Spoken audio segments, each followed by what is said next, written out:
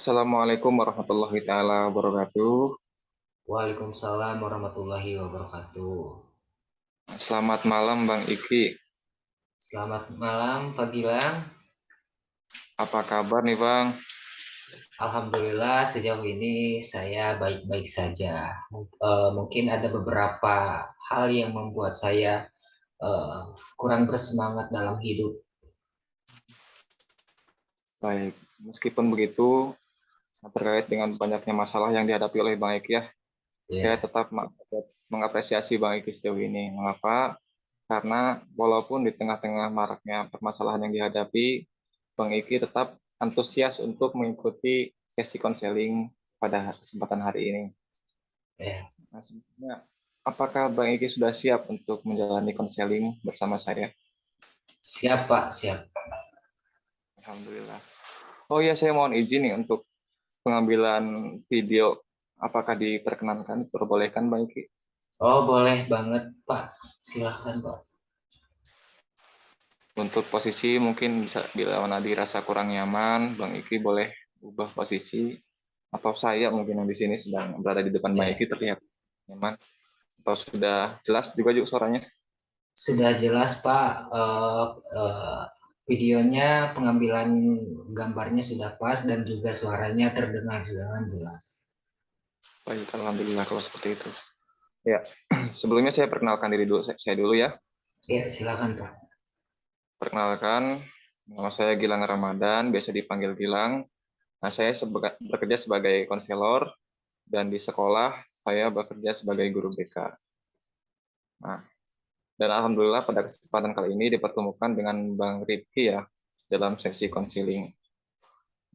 Boleh dong Mbak Eki bercerita tentang latar belakang atau mungkin kegiatan-kegiatan akhir-akhir ini gitu.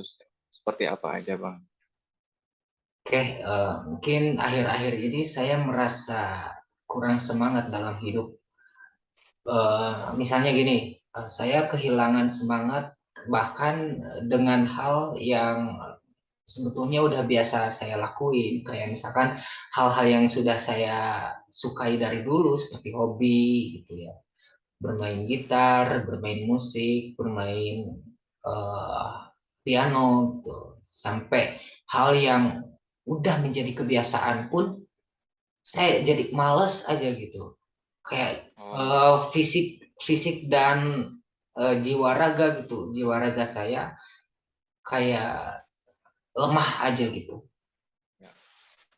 Baik, dari cerita tersebut mungkin Bang Eki sedang mengalami mental illness atau kelelahan mental ya Bang, di mana merasa bosan gitu, suntuk dengan hobi-hobi bahkan kesukaan yang biasanya Abang sukai sebelumnya gitu. Iya, betul sekali, Pak. Ada permasalahan lebih lanjut. Saya ingin bertanya juga kepada Bang Iki nih. Sebelumnya Silakan. sudah pernah belum kita mengikuti sesi konseling seperti saat ini? Belum sih, ini perdana ya saya melakukan atau mengikuti sesi konseling dengan Pak Gilang. Oh, begitu ya, Bang. Berarti Iya, baru Pak. pertama ini ya, Iya, konseling first time kita iya bisa betul. konseling.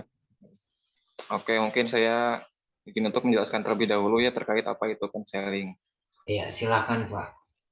Jadi, konseling ini adalah usaha atau proses yang dilakukan oleh konselor saya sendiri kepada klien atau konseli, yakni Bang Iki untuk membantu dalam memecahkan suatu permasalahan yang dialami oleh Bang Iki.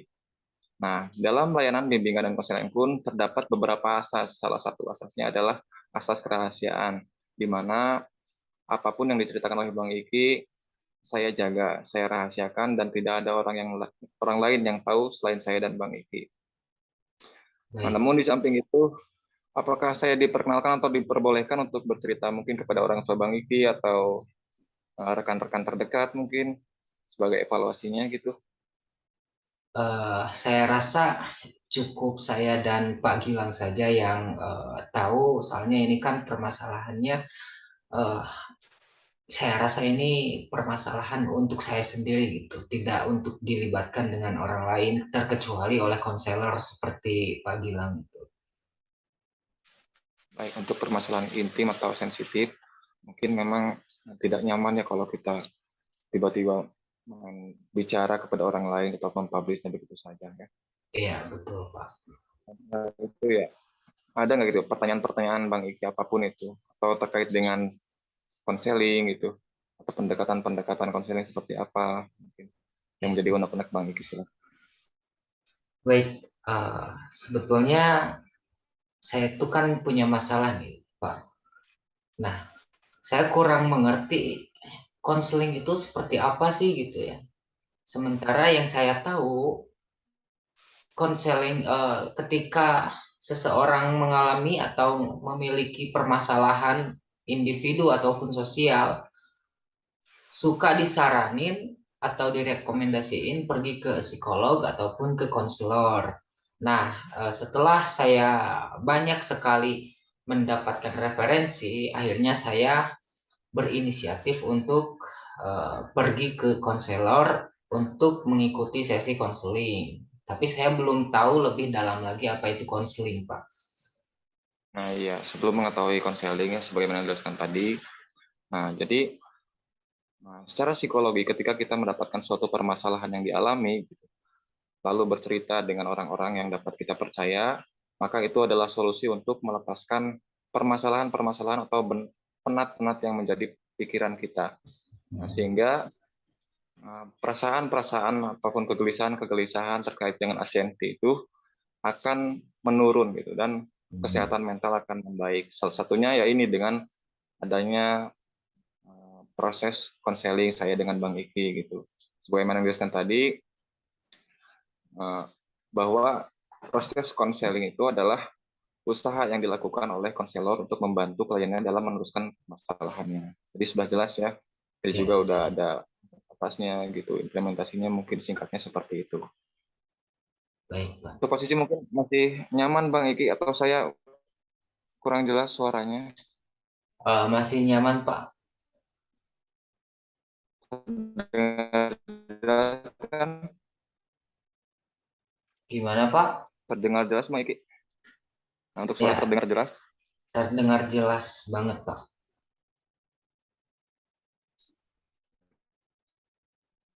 Untuk akhir-akhir ini mungkin ada keluh kesah lebih detailnya kan tadi di data-data yang saya dapatkan hanya ada beberapa sub-sub yang mendasar saja. Mungkin Mbak Eki sekarang bisa dengan terbuka gitu menceritakan apa sih yang menjadi permasalahan akhir-akhir ini gitu. Ya, oke. Monggo Mbak Eki. Mungkin karena saya rasa ini masalah eh, sosial yang berdampak kepada individu, yaitu individunya saya gitu, saya sendiri.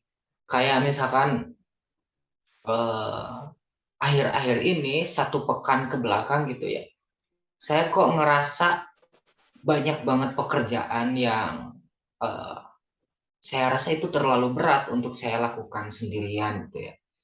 Dan saya merasa kehilangan semangat hidup gitu ya. Ketika saya mengerjakan itu terlalu berlebihan, entah itu pekerjaan, entah itu tugas kuliah gitu ya. Saya merasa kok semakin ini semakin naik semester itu semakin padat gitu setiap harinya gitu kan. Dan ada beberapa hari gitu ke belakang saya kan harus memilih salah satu. Contohnya ketika saya memiliki job wedding organizer dan itu sangat bentrok dengan jadwal akademik perkuliahan. Akhirnya karena saya sudah menandatangani atau menyepakati job saya sebagai WO gitu ya. Akhirnya saya memilih untuk mengambil pekerjaan saya. Namun dengan saya mengambil pekerjaan itu, saya merasa khawatir dan takut gitu ya tentang nilai saya di kampus nanti seperti apa dan juga eh, kinerja ataupun semangat saya juga makin kesini makin menurun karena ya mungkin kecapean tadi gitu ya, kecapean dan juga terlalu banyak pekerjaan seperti itu pun. Baik. Sudah cukup Mbak Eki. Ya cukup. Hmm, Ya, sebagaimana yang kita ketahui ya bahwa permasalahan itu adalah ketidaksesuaian antara ekspektasi dengan kenyataan. Nah, begitupun apa yang dialami oleh Bang Iki waktu kebelakang ini ya, sudah disibukkan dengan wedding organizer, terus ada juga kesibukan kelas, belum lagi tugas-tugas yang numpuk, ditambah dengan kesibukan rumah dan lainnya gitu. Sehingga Iya, Bang Iki sulit untuk mengatur atau memanajemen waktu gitu. iya, Nah, di sana juga ada kalanya ada fasenya Bang Iki merasa lelah gitu ya Bang. iya, betul. Bingung juga mungkin mau yang mana dulu gitu. Mhm. Nah, dari permasalahan ini dan selama konseling berlangsung, apa sih gitu yang menjadi tujuan Bang Iki setelah mengikuti sesi konseling bersama saya?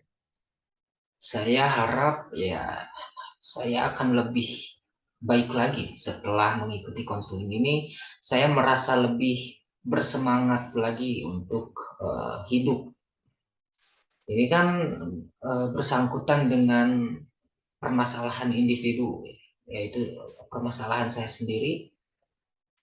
Saya merasa eh, kehilangan semangat hidup. Saya harap saya bisa lebih semangat lagi dari sebelumnya, dari sebelum saya kehilangan semangat itu. Ya, ya. Seperti itu, Pak.